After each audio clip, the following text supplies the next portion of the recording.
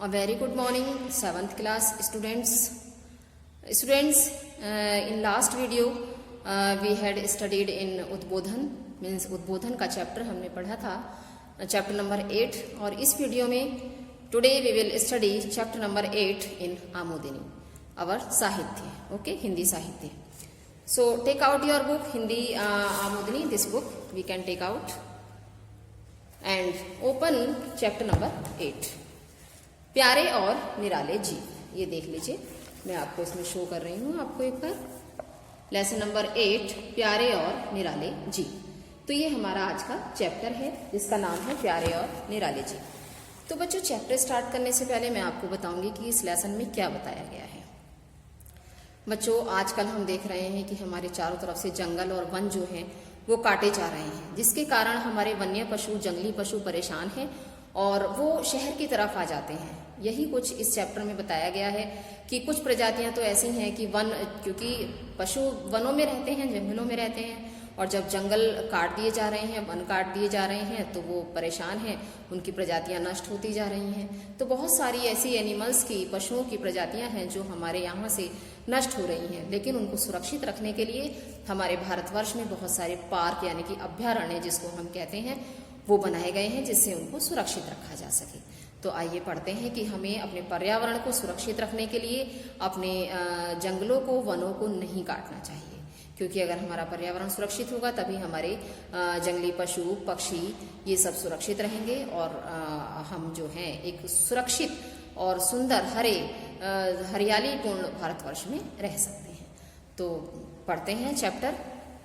बच्चों, ये एक लेटर है, पत्र है, जो एक लड़का है जिसमें राकेश जिसका नाम है, उसके चाचा ने उसको लिखा है। तो देखते हैं, पढ़ते हैं इसको कि प्रिय राकेश, ढेर सारा प्यार। आशा है कि घर में सब कुशल मंगल होंगे। पिछले पत्र में तुमने लिखा था कि घर में बंदर घुस आए थे और उन्होंने किस तरह फ्रिज खोलकर फल सब्जियां खा ली थी। अर्थात राकेश ने जो पत्र लिखा था अपने चाचा को, उसमें बताया था कि चाचा जी घर में बंदर घुस आए थे और फ्रिज खोलकर उन्होंने सारी सब्जियां खा ली थी। तो इसी का रिप्लाई उन्होंने अपने भतीजे राकेश को दिया है कि किस तरह से बंदर घर में क्यों आते हैं, बस्ती में क्यों आते हैं, है ना, ये सब उन्होंने उनको बताया है।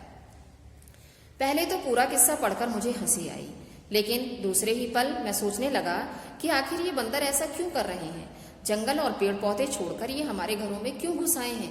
अर्थात बंदरों का काम है जंगलों में रहना, पेड़ों में रहना, पेड़ों पर रहना, तो ये फिर अपने जंगलों को, घर को छोड़कर हमारे घर में क्यों घुस रहे हैं, अपने घरों को, पेड़ों को छोड़कर यहाँ क्यों आ रहे हैं। फिर लगा कि आखिर दुनिया में इन जीवों का जीना दूभर करने वाले हम ही तो हैं। हमने उनके घर उजाड़े हैं, हमने जंगलों का विनाश कर दिया है। एक एक पेड़ पर न जाने कितने पशु पक्षी निर्भर थे, हमने उन्हें नष्ट कर दिया। तो अब तुम ही बताओ वे कहाँ जाएंगे। इसलिए बंदर अब लोगों की बस्तियों में आ गए हैं। अर्थात जब हमने वन काट दिए, जंगल काट दिए, पेड़ काट दिए, तो क्योंकि बहुत सारे पक्षियों का जो घोंसला है और उनके रहने का घर है वो पेड़ों पर होता है, तो जब हमने वो वृक्षों को ही काट दिया तो वो बेचारे कहाँ रहे, परेशान हैं। तो इसीलिए वो अब शहर की ओर आने लगे, बस्ती की ओर आने लगे, क्योंकि जंगलों में वृक्ष तो रहे नहीं, कहाँ रहे, तो इसीलिए वो बस्ती में आने लगे। तुम्हें शायद पता होगा कि 4 अक्टूबर का दिन दुनिया भर में विश्व जीव कल्याण दिवस के रूप में मनाया जाता है, ताकि हमारा ध्यान जीवों की ओर जाए। लेकिन सच्चाई यह है कि इन प्यारे और निराले जीवों के साथ लगातार क्रूरता का व्यवहार किया जा रहा है। शहरों की गलियों में भूखी गायें कूड़ा करकट, पॉलिथीन के थैले और पैकेट खा रही हैं। अर्थात बच्चों, ये आपको पता है कि 4 अक्टूबर हमारा विश्व कल्याण दिवस मीन्स विश्व जीव कल्याण दिवस के रूप में मनाया जाता है। तो क्यों मनाते हैं हम, ताकि हमारे पर्यावरण में हमारे जीव जंतु, पशु पक्षी सुरक्षित रह सकें, है ना। तो इसीलिए मनाया जाता है कि हमारा ध्यान जो है हमारे वन्य जीवों की ओर जाए और वो सुरक्षित रहें, ठीक है। अब ये क्या है कि लेकिन आजकल मनुष्य इन सब बातों को भूलता जा रहा है और जानवरों के साथ क्रूरतापूर्ण व्यवहार कर रहा है। अब ऐसे ही लोग बाग पॉलीथीन में कुछ डाल के सड़क पे डाल देते हैं, वो बेचारी गाय चरने आती हैं और वो पॉलीथीन को खा लेती हैं, जिससे क्या होता है कि गाय जो है वो उनकी मृत्यु तक हो जाती है, क्योंकि पॉलीथीन डाइजेस्ट नहीं होती, वो पिघलती नहीं है, वो मेल्ट नहीं होती है वो, तो वो उसको जाकर के अंदर से वो नुकसान देती है उसको। इसीलिए मनुष्य ही जो है वो ऐसे काम कर रहा है जिससे हमारे जीवों को नुकसान पहुंच रहा है। इतना ही नहीं, पृथ्वी पर कई जीव जंतुओं की प्रजातियां लुप्त हो रही हैं, बल्कि कई प्रजातियां तो लुप्त भी हो चुकी हैं। They are at as dodo, means dodo एक पक्षी हुआ करता था जो अब बिल्कुल लुप्त हो चुका है, गायब हो चुका है, अब वो दिखाई नहीं देता। मतलब वे भी इस तरह मर चुके हैं जैसे डोडो। पर क्यों? क्या तुम बता सकते हो ये प्रजातियां नष्ट क्यों हुई हैं? क्यों, क्या है, ऐसा क्या हुआ जो ये प्रजातियां नष्ट हो चुकी हैं हमारे जंगलों से, हमारे वनों से? जानते हो अभिनव, डोडो एक पक्षी था। वह कबूतरों की बिरादरी से था, लेकिन बतख से भी बड़ा और भारी। वह उड़ नहीं सकता था। मॉरिशस और हिंद महासागर के तमाम अन्य द्वीपों में वे बहुत बड़ी संख्या में पाए जाते थे, लेकिन सन 1507 में वहां पुर्तगाली लोग पहुंचे और उन्होंने भोले भाले डोडो को मार मार कर खाना शुरू कर दिया। कितने दुख की बात है कि सन 1681 में डोडो का नामो निशान इस दुनिया से मिट गया। आज तुम किताबों में केवल उसका चित्र देख सकते हो, क्योंकि जब वो वनों में, जंगलों में नहीं रहा तो केवल हम किताबों में ही उसका चित्र देख सकते हैं। बहुत सारी प्रजातियां ऐसी हैं बच्चों जिनका चित्र केवल आज हम किताबों में ही देख सकते हैं। इसी तरह हमारे देश में बहुत सुंदर प्राणी है चीता। चीते का नाम आपने सबने सुना होगा, तो ये बहुत ही सुंदर प्राणी है चीता। चीता मनुष्य जाति ने उसे भी लगभग नष्ट कर दिया, अर्थात हमारे मनुष्य जाति ने शिकार खेल खेल के जंगलों में, वनों में शिकार के लिए जा जाकर चीते की प्रजाति को नष्ट कर दिया। जानते हो क्यों? बस शिकार खेलने के बर्बर शौक के लिए। अर्थात जो शिकारी लोग होते हैं उन्हें शिकार खेलने का शौक होता है, उनके इस शौक ने चीता जो है, चीते की प्रजाति को वहां से नष्ट कर दिया। और उसकी सुंदर खाल के लिए, मीन्स उसको मारकर उसका शिकार करते हैं और उसकी सुंदर खाल को बेचते हैं, जिससे बहुत सारा पैसा कमाने को मिलता है।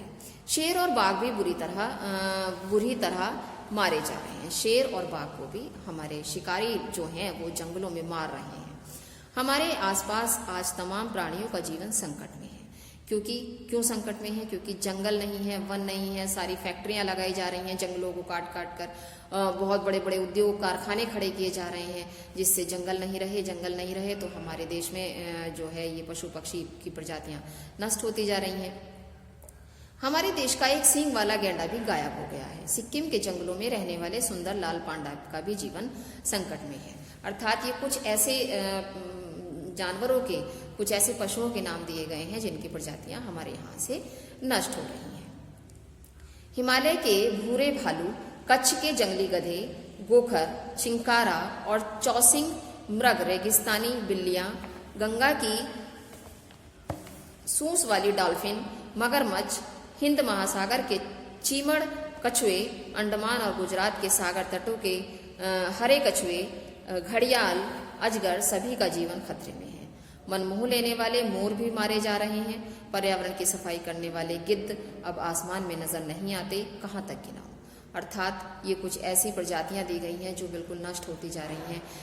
गिद्ध बच्चों क्या था कि हमारे जो जंगलों में पशु पक्षी मार मार कर डाल दिए जाते थे, तो गिद्ध जो थे वो दूर से, उन्हें बहुत दूर का दिखाई देता था, अपना भोजन करने के लिए उनका वो वहाँ से सफाई कर देते थे, साफ कर देते थे। तो ये जो है पर्यावरण की सफाई करने में भी बहुत ज़्यादा लाभप्रद थे गिद्ध ही नहीं, बहुत सारे पशु पक्षी ऐसे हैं। तो ये सब अब नष्ट होते जा रहे हैं, जिससे हमारे पर्यावरण को बहुत नुकसान पहुंच रहा है। ये सभी जीव प्रकृति में संतुलन बनाए रखने में हमारी सहायता करते हैं। यह संतुलन एक बार भी बिगड़ा तो उससे अनेक समस्याएं पैदा हो जाएंगी। मांसाहारियों की तबाही से शाकाहारियों की संख्या में वृद्धि हो जाएगी, जिसका प्रभाव पेड़ पौधों पर पड़ेगा। और तुम तो जानते ही हो कि वन तथा पेड़ पौधे मनुष्य के लिए कितने आवश्यक हैं, क्योंकि मनुष्य की मतलब ऑक्सीजन, हमें शुद्ध ऑक्सीजन चाहिए अगर हमें, तो हमारे चारों तरफ पेड़ पौधों का होना भी बहुत जरूरी है, क्योंकि पेड़ पौधों से ही हमें शुद्ध वायु मिलती है। आज वन्य जीवों के संरक्षण के लिए कई अभयारण्य बनाए गए हैं। भारत पहला देश है जहां वन्य जीव संरक्षण अधिनियम बना। WWF जैसी संस्थाएं वन्य जीवों के संरक्षण के लिए कार्यरत हैं।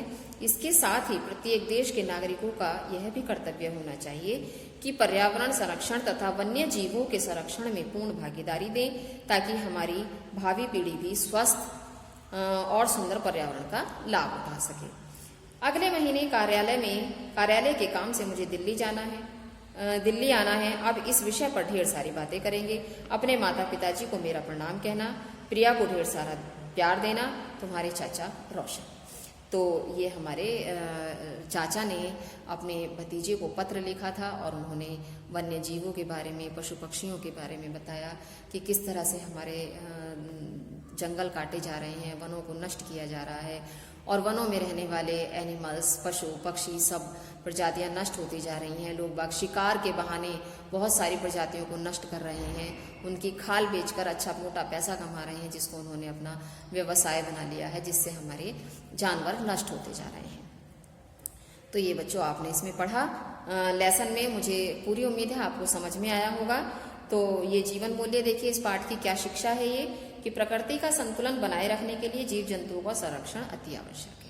अर्थात प्रकृति में संतुलन, बैलेंस बनाए रखने के लिए हमें क्या करना है, अपने पर्यावरण को सुरक्षित रखना है, अपने पर्यावरण को बचाना है।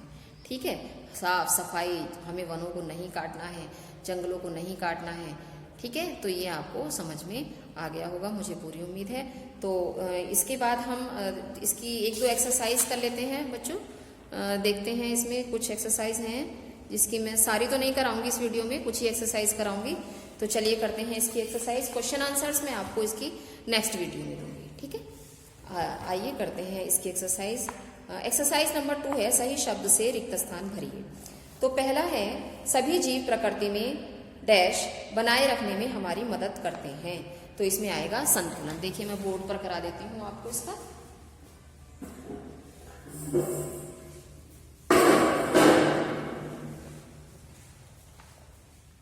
तो ये देखिए पहला है, ये फिलअप्स है। एक्सरसाइज नंबर 2 है ये रिक्त स्थान।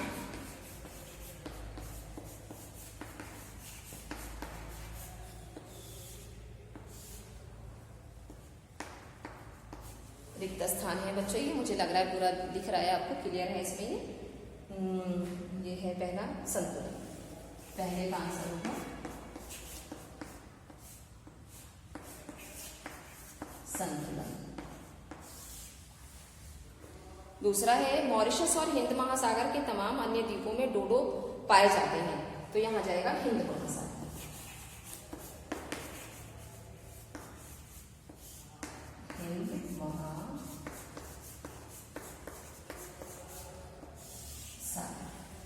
अब है थर्ड, विश्व पशु दिवस 4 अक्टूबर को दुनिया भर में मनाया जाता है। तो इसमें आएगा 4 अक्टूबर।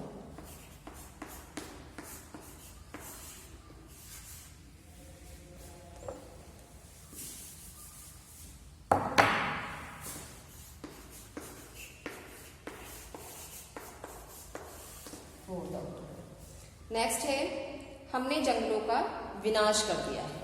तो इसमें आ जाएगा विनाश।